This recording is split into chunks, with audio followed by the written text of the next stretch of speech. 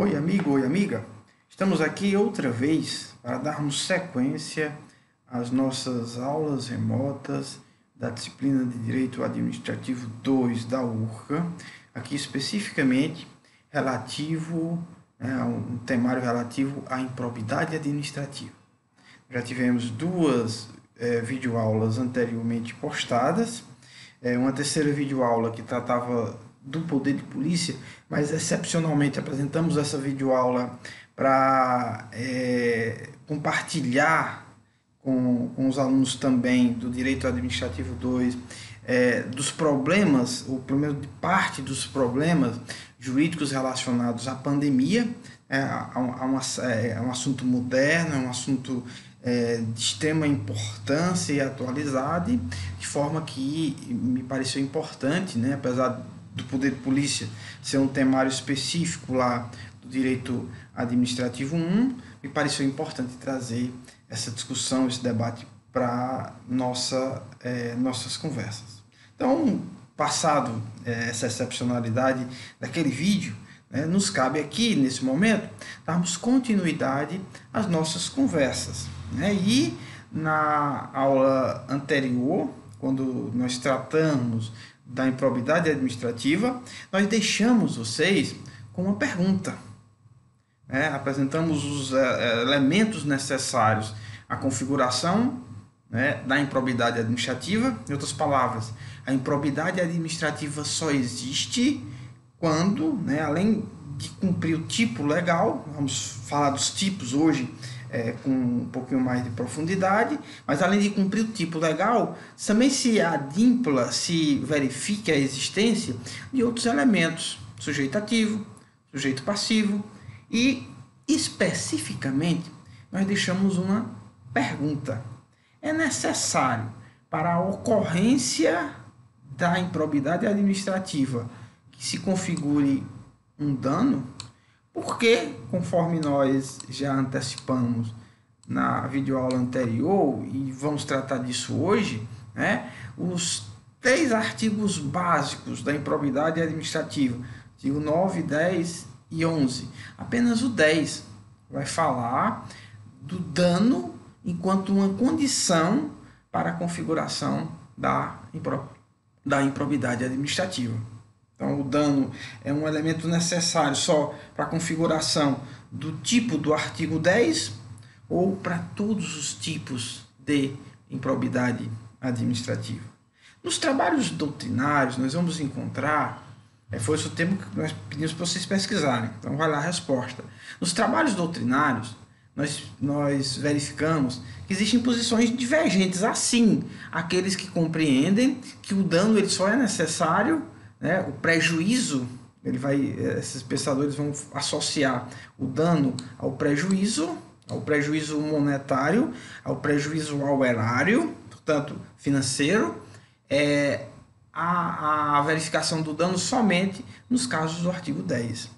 Mas a melhor doutrina, me parece, aquela que vai compreender que dano tem uma perspectiva, uma compreensão muito mais ampla do que simplesmente o prejuízo do erário. O prejuízo do erário causa dano à administração, mas o dano tem uma conotação, uma compreensão maior. A má administração, os atos relacionados às patologias corruptivas ou corrupção simplesmente causam um dano de caráter subjetivo muito profundo dentro da estrutura da administração pública, que vai muito além do simples prejuízo monetário. Então é nesse sentido que a doutrina vai interpretar o que está disciplinado no artigo 21, inciso 1, da própria lei de improbidade. Vai dizer assim, que as sanções de improbidade são aplicadas independente da efetiva ocorrência de dano ao patrimônio. Dano financeiro independe da existência de dano financeiro, mas sempre precisa da existência de um dano no sentido de que houve um bem jurídico afetado, não necessariamente o erário, não necessariamente as finanças, não necessariamente o dinheiro. Então, por que a noção de dano ela tem que ser compreendida como algo maior do que o simples prejuízo financeiro? O dano é sim um elemento indispensável, necessário à configuração da improbidade administrativa. Aqueles atos de improbidade administrativa que não tem uma repercussão maior, não tem uma reprobabilidade maior, tem uma conotação mínima dentro da estrutura da administração pública, elas não podem ser configuradas como improbidade administrativa. Em sala de aula já me fizeram uma pergunta. Aquele estagiário, hipótese, foi o exemplo que foi dado em sala de aula, que imprime, né, um trabalho escolar dentro da repartição, utilizando material da repartição, ele comete improbidade administrativa? Materialmente parece que sim, porque ele se enquadra na noção de sujeito ativo. A administração pública, o ente, como vítima, se enquadra na noção de sujeito passivo. Houve o cometimento material de um ato, nesse caso aí do exemplo, que causou dano ao erário público. O erário público ficou mais pobre que algumas folhas de papel. Isso é dano patrimonial.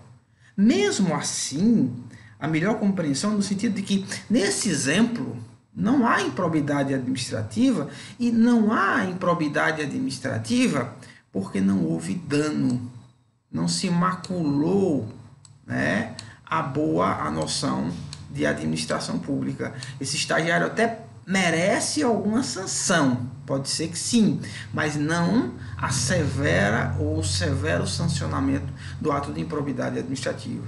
Então, aqueles atos que materialmente se configurem como improbidade administrativa, mas que não tenham nenhuma repercussão mais profunda, seja financeira, seja no sentido moral, que não ataquem ao princípio da moralidade no sentido mais amplo dessa expressão, eles, por não causarem dano nesse sentido largo que eu estou colocando, não se configurarão como atos de improbidade administrativa. Então, nesse sentido, por exemplo, junto com a Maria Silvia Zanella de Pietro, né, junto com a Irene Noara e outros pensadores, nós compreendemos que o dano é um elemento, sim, imprescindível à configuração de todo e qualquer ato de improbidade administrativa. Aqui, a citação do Marcelo Figueiredo, em obra especializada, onde ele coloca: entendemos que se pretendeu afirmar que a lei pune não somente o dano material à administração, como também qualquer sorte de lesão ou violação à moralidade administrativa, havendo ou não prejuízo no sentido econômico. De fato, pretende a lei, em seu conjunto, punir os agentes improbos, vedar comportamentos e práticas usuais de corrupção. Muitas dessas práticas revertem em benefício do agente e nem sempre causam prejuízo econômico, financeiro à administração pública.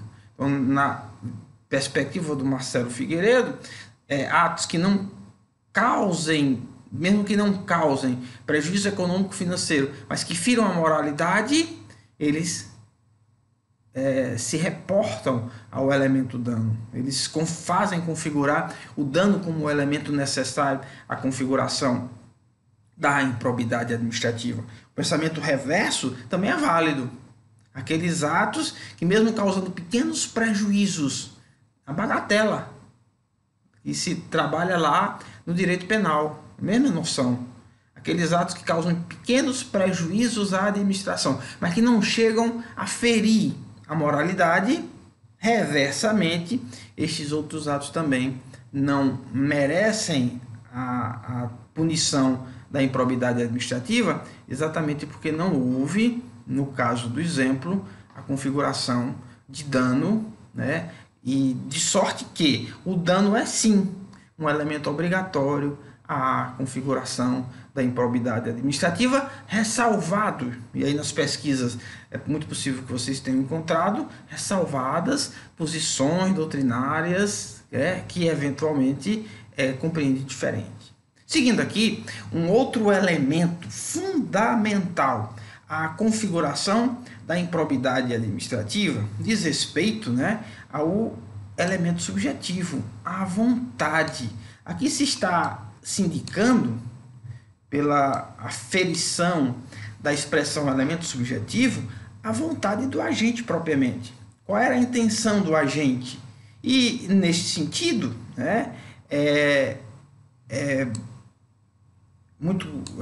há uma semelhança muito profunda com esse mesmo elemento estudado lá na perspectiva do direito penal. Então, a sindicabilidade aqui é exatamente no sentido de investigar qual era a intenção, qual era a vontade do agente quando praticou. E para isto, nós temos que chegar naquele elemento subjetivo do injusto, que é o dolo ou a culpa.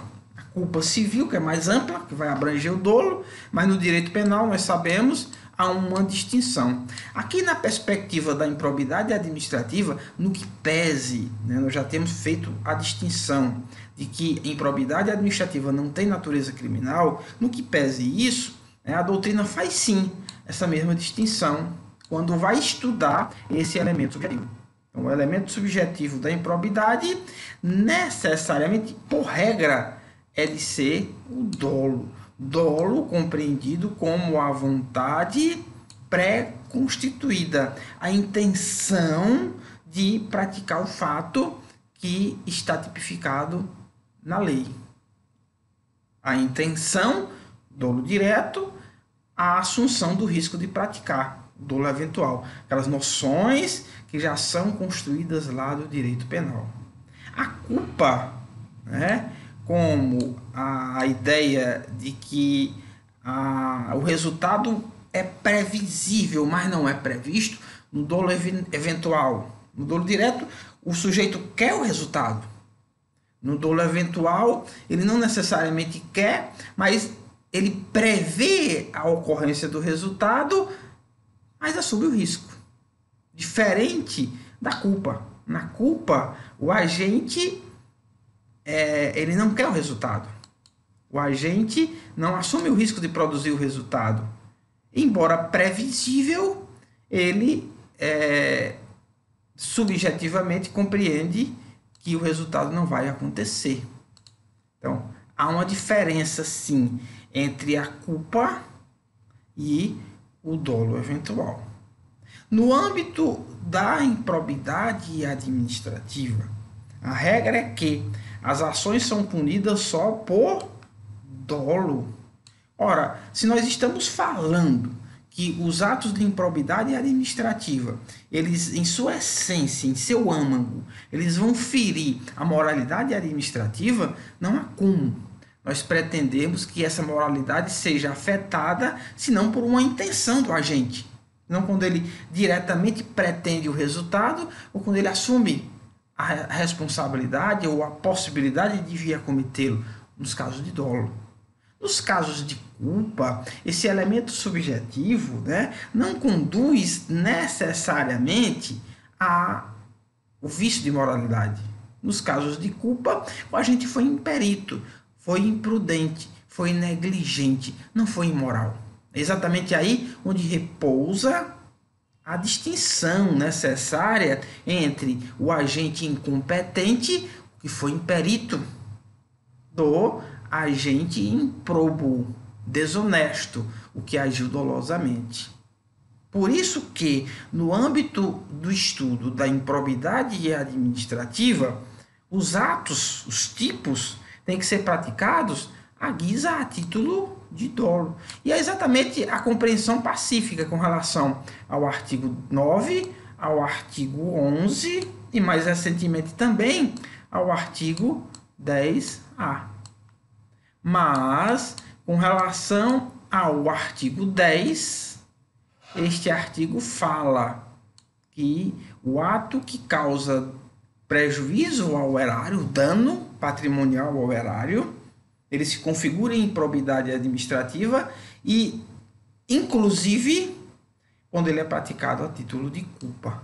Então, a lei, nessa norma, nessa regra específica, ela estende a possibilidade dos atos de improbidade administrativa para as hipóteses de ação culposa do agente, o que naturalmente é incompatível com o vício da moralidade. Daí é necessário que, academicamente, que em doutrina, se faça uma distinção. O que é que se pode propriamente compreender à guisa de culpa? E aí nós temos vários posicionamentos, tanto da doutrina quanto da jurisprudência. Os posicionamentos mais rígidos, que vão dizer qualquer ato culposo, não importa o grau de culpa, qualquer ato culposo, ele gera a responsabilidade da improbidade, assim como, e aí me parece a resposta correta, outra corrente doutrinária que vai dizer que é preciso verificar o grau da culpa. O que é o grau da culpa? O grau da reprobabilidade daquela ação. Assim nós vamos ter a culpa leve, a culpa grave, né? E alguns vão falar de culpa levíssima. Ora, a culpa leve é aquela culpa onde aquele cidadão mediano, razoavelmente, aquele bono pater familia, aquela referência, né, de pessoa para quem é dirigida a regra, a norma legal, aquele bono pater familia, aquele cidadão mediano, quando ele, diante daquela circunstância, ele razoavelmente ele realizaria o ato, nós estamos diante da culpa leve. É uma culpa que a grande maioria das pessoas, né, um erro, a culpa vem de um erro de julgamento. É um erro que a grande maioria das pessoas cometeria, né, diante daquela circunstância fática. Já a culpa grave é aquela culpa em que o bono pater familia, o cidadão mediano, não cometeria. Não é preciso uma desatenção muito grande, um grau de responsabilidade até do sujeito, né, de não prever a possibilidade, de não antever a possibilidade daquele resultado que venha a causar dano à administração pública. Então, o entendimento dessa doutrina é no sentido de que só a culpa grave, para alguns, só a culpa gravíssima é que pode ensejar a responsabilidade. A culpa leve ou levíssima não ensejam a configuração da culpa enquanto elemento necessário à verificação da improbidade administrativa. No apanhado da jurisprudência mais recente dos nossos tribunais, infelizmente, nós não costumamos ver nossos tribunais fazendo essa distinção, o que me parece algo extremamente criticável, errado, porque nós estamos conduzindo a severas sanções de improbidade administrativa pessoas que não agiram com desonestidade. É fundamental. Só pode haver ato de improbidade administrativa em qualquer de suas modalidades, inclusive aqui na modalidade do artigo 10, quando existia uma reprobabilidade, quando a ação do agente claramente ela for imoral, de sorte que culpa leve não conduz a essa reprobabilidade. A culpa leve é típica, é própria do agente incompetente, que não tem qualificação necessária para praticar, o conhecimento necessário para praticar aqueles atos, que eventualmente podem conduzir a danos ao erário. Contudo, né, é esse o estado da arte, né, a respeito dessa questão, matéria polêmica. O mero vínculo, né, no final aqui desse quadro, está dizendo que o mero vínculo objetivo entre a conduta do agente e o resultado ilícito não é passível de configurar a improbidade. Não se trata, portanto, de imputação objetiva. É preciso achar o dolo, a regra é essa, e eventualmente, no caso do artigo 10, a culpa. Fora disso, né, não se pode falar em responsabilidade objetiva, inclusive por conta da gravidade das sanções, das consequências que advêm da prática de atos de improbidade administrativa. Agora, nós vamos começar a estudar os 3 tipos, na verdade, a lei ampliou para os 4 tipos centrais de atos de improbidade administrativa. Nós podemos até falar de 5 tipos centrais, porque também existe uma série de tipos de hipóteses de improbidade administrativa que não estão previstas diretamente na lei, nesta lei específica, falando da lei de improbidade administrativa. Essa quinta tipologia vai estar estabelecida no Estatuto da Cidade. Mas aqui, nessa conversa de hoje, nós vamos nos restringir à análise da própria lei de improbidade administrativa. Então, a lei de improbidade administrativa, em princípio, ela vai trazer 3 tipos. Os tipos do artigo 9, os tipos do artigo 10, os tipos do artigo 11. Mais recentemente foi introduzido um tipo, que é o tipo do artigo 10A, que é fruto de uma má técnica legislativa, para não dizer mais. Daqui a pouquinho a gente chega nesse comentário. Essencialmente, o legislador, para todos os tipos, salvo o tipo do artigo 10A, mas para todos os tipos centrais, artigo 9, artigo 10, artigo 11, ele vai criar a seguinte noção. Ele, no caput, ele estabelece a conduta central. E nos incisos, ele vai trazer uma série de hipóteses exemplificativas. No caput, ele vai trazer, no artigo 9, atos que importem enriquecimento ilícito. Qual é o tipo central do artigo 9? O enriquecimento ilícito do agente. Toda conduta do agente público que importar no seu enriquecimento ilícito, em princípio, vai se configurar como tipo do artigo 9. No artigo 10, toda conduta que cause dano ao erário. Não é preciso que o agente tenha enriquecido, basta que o erário tenha sofrido dano. E no artigo 11, atos que importem em quebra aos princípios. Todo ato do agente público que ferir, que desrespeitar algum daqueles princípios elementares, fundantes do direito administrativo, eles se configurarão como ato de improbidade. Então, esta é o ilícito central de cada um desses tipos. E, em seguida, esses tipos vão estar acompanhados de incisos que se configurem como ações exemplificativas. Portanto, o rol dos incisos não é um rol taxativo, é um rol meramente exemplificativo. Mais uma evidência aqui, no sentido de que os atos de improbidade administrativa não possuem natureza penal, porque, do contrário, seria de se exigir uma adequação perfeita, uma subsunção total entre uma das condutas dos incisos, com a conduta, uma das hipóteses dos incisos, com a conduta efetivamente praticada pelo agente respectivo. Então, não é necessário que se faça uma subsunção completa, se adeque perfeitamente a conduta do agente a algum dos incisos que estejam previstos no artigo 9, no artigo 10 ou no artigo 11. Basta que ele, o agente, tenha descumprido o núcleo central da conduta.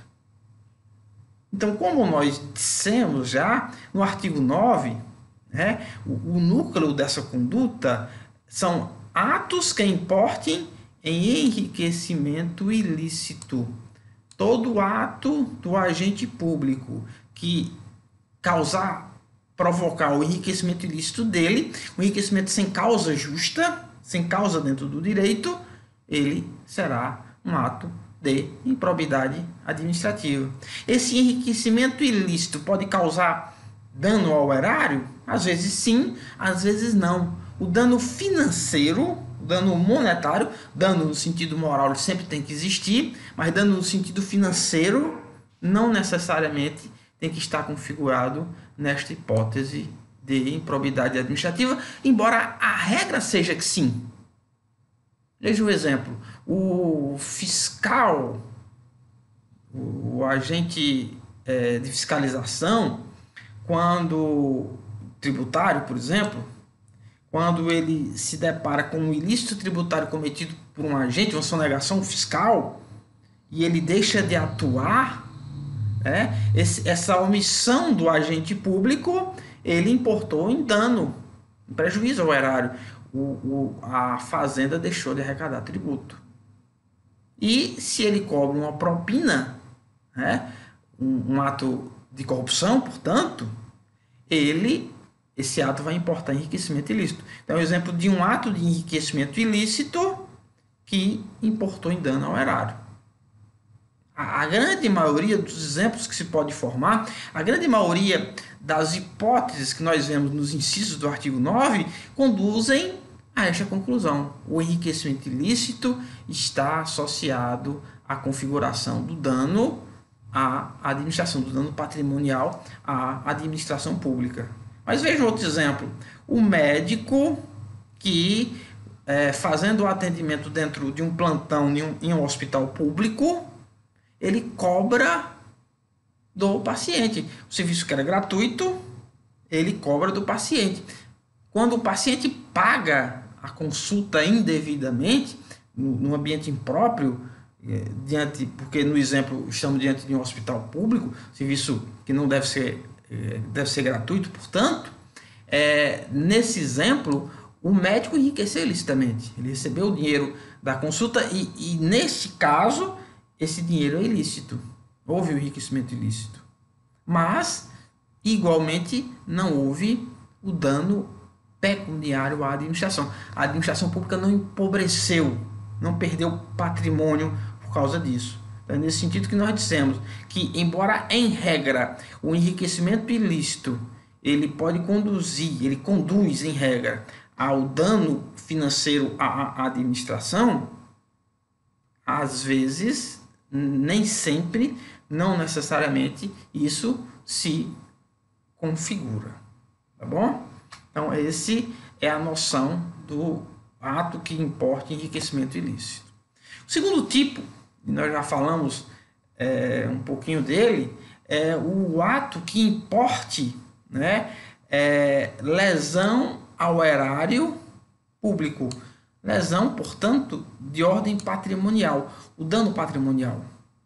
Então, constitui ato de improbidade administrativa os atos que causem lesão ao erário, em virtude de qualquer ação ou omissão dolosa ou culposa. A expressão culposa ela só vai existir no tipo do artigo 10, que enseje perda patrimonial, desvio, apropriação, malbaratamento, dilapidação dos bens ou haveres das entidades referidas no artigo 1º dessa lei, sujeitos passivos dos atos de improbidade administrativa. A noção de patrimônio público, nós percebemos, ela é muito maior do que a do erário. O erário tem uma noção menor do que a de patrimônio público. Os atos de improbidade implicam na necessidade, todos os atos, de dano ao patrimônio público, nesse sentido amplo. Mas só os atos que causem dano ao erário é que se configuram, que estão elencados nas hipóteses do artigo 10 da lei. Tá bom? No artigo 10A, antes de chegar no artigo 11, nós estamos diante de uma situação, de uma hipótese de má técnica legislativa. Certo? É um tipo curto, é um tipo que foge do padrão dos outros tipos anteriormente falados. Portanto, aquele padrão onde no caput se coloca o núcleo central do ilícito e nos incisos se exemplificam ações. Então, é um artigo sem incisos, certo? E que vai punir exclusivamente os agentes públicos, que lidam, por conta do parágrafo 1º do artigo 8º da Lei Complementar 116, que cuidam do lançamento do ISS, Imposto sobre Serviço de Qualquer Natureza. O texto agora analisado é de temível técnica legislativa, porque ele está fugindo do padrão já estabelecido. Primeiro, porque ele foge, né, desse padrão. É dizer, ele não cria aqueles tipos gerais respaldados por valores basilares, para depois exemplificar as condutas que se adequam ao tipo central. Agora, o legislador faz expressa referência a uma ação específica, ou seja, conceder, ampliar ou manter benefício financeiro ou tributário contra disposição do citado aqui já, parágrafo 1º do artigo 8A da Lei Complementar 116. Essa lei Complementar 116 de 2003, faz referência, né, ao imposto sobre serviço de qualquer natureza. Imposto, como nós sabemos, que é de competência do município, porque limita estranhamente os possíveis sujeitos ativos. Então seria a hipótese de dizer que agora somente poderão ser sujeitos ativos aqueles que sejam agentes públicos da municipalidade, porque só eles é quem tem competência para, segundo o núcleo, né, do tipo do artigo 10A, só eles têm competência para conceder, aplicar ou manter benefício financeiro referente ao ISS. Então, é uma má técnica legislativa também, porque as ações dos sujeitos ativos que, por qualquer meio, né, burlar a concessão, a aplicação, a manutenção de benefício referente ao ISS ou qualquer outra espécie tributária, eles naturalmente são conduzidos, esses atos materiais, naturalmente são conduzidos aos outros tipos, notadamente ao tipo do artigo 10. Porque se a concessão, a aplicação, a manutenção de benefício foi irregular, há evidente dano ao erário. Fora as hipóteses em que pode ter havido enriquecimento ilícito. E mesmo do agente, e mesmo quando nenhum nem outro aconteça, fazer a concessão, a aplicação de algum benefício ou a manutenção dele indevidamente contra a expressa disposição da lei, no mínimo, fere aos princípios da administração pública, de sorte que também aí nós teríamos a possibilidade dessa punição. Então, os mesmos atos que são hipoteticamente punidos com a letra do artigo 10A da Lei de Improbidade continuariam sendo se essa lei, se esse artigo simplesmente não existisse. De sorte que é absolutamente desnecessário a sua existência, contraproducente mesmo, a sua existência dentro da estrutura da administração pública. Dentro da estrutura da Lei de Improbidade Administrativa. Então, seria de melhor teor, de melhor tom, que simplesmente o legislador não tivesse incorporado essa norma, certo? Enfim, nós chegamos nos tipos do artigo 11 da Lei de Improbidade Administrativa, né? Vai generalizar, olha, constitui ato de improbidade administrativa, e aqui o núcleo, né, do tipo, os atos que atentem contra os princípios da administração pública. Qualquer ação ou omissão que viole os deveres de honestidade, imparcialidade, legalidade, lealdade às instituições. Os princípios em referência não são só o da imparcialidade. Da honestidade, eu posso dizer, é a moralidade. Da legalidade, da imparcialidade, isonomia, imparcialidade. Mas qualquer princípio referente à administração pública que seja descumprido em razão de um ato de improbidade, de um ato de um agente público, de uma ação de um agente público, se constituirá como um ato de improbidade tipificável aqui no âmbito do artigo 11 da Lei de Improbidade. certo?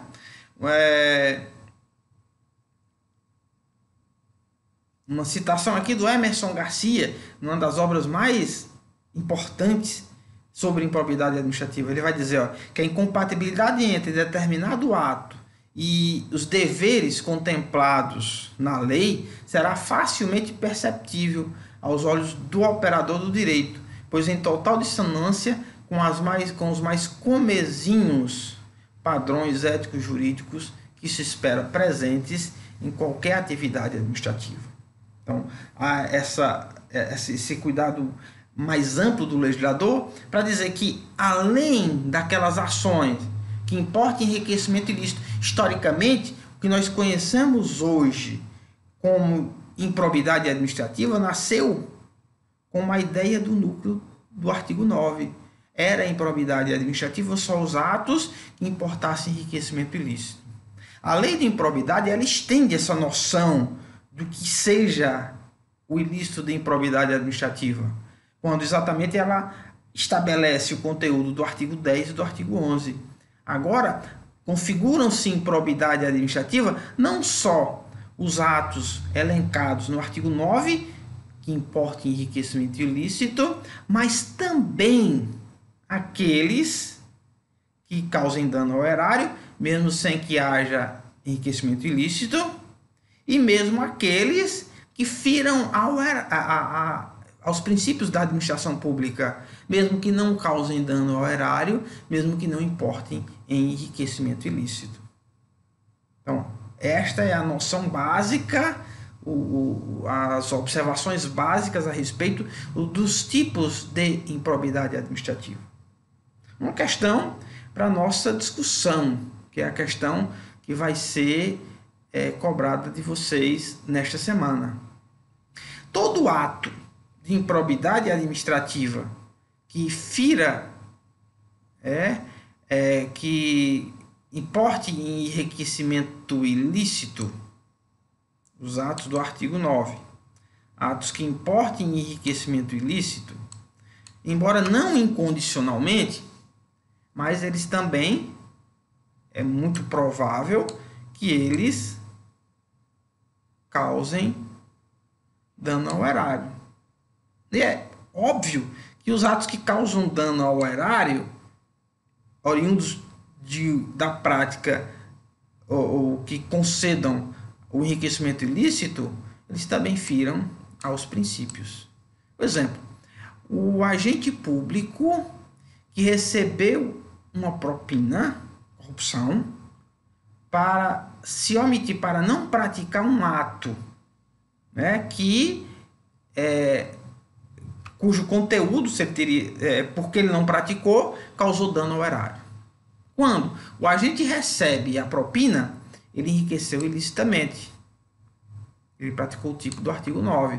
Mas quando ele causou dano ao erário, ele também praticou o tipo do artigo 10. Mas quando ele causou dano ao erário, ele também feriu princípios da administração. O ato dele é imoral. Fere, no mínimo, o princípio da moralidade. Mas, no exemplo, também fere o da legalidade. E nós podemos encontrar outros princípios que são feridos em atos dessa natureza. Então, veja, um ato que importe enriquecimento ilícito, ele pode causar dano ao erário e ferir princípios ao mesmo tempo. Então, como o intérprete vai tipificar esse ato? Há um procedimento para a tipificação? Como é que se resolve esse problema da tipificação?